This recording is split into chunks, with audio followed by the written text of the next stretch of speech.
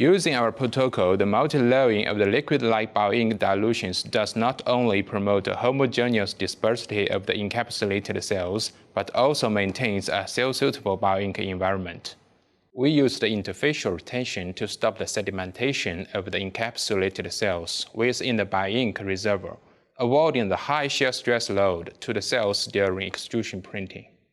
Using this technology, we can generate 3D tissue constructs with a homogeneous cell distribution, providing a functional in vitro tissue mold for use in drug screening and regeneration medicine studies.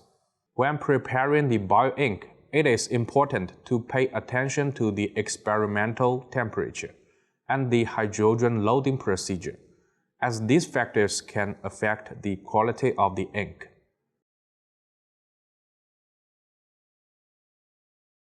Before beginning the preparation, use 0.22 micrometer syringe filter units to sterilize all of the materials, and dissolve gelatin to a 10% final concentration in 50 degrees Celsius PBS in a biological safety cabinet.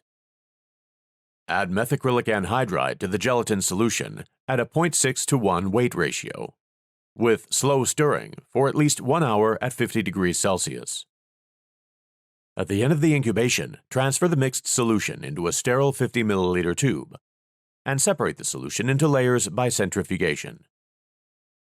Collect the upper gelma layer and dilute the collected solution with 2 volumes of 40 to 50 degrees Celsius deionized water.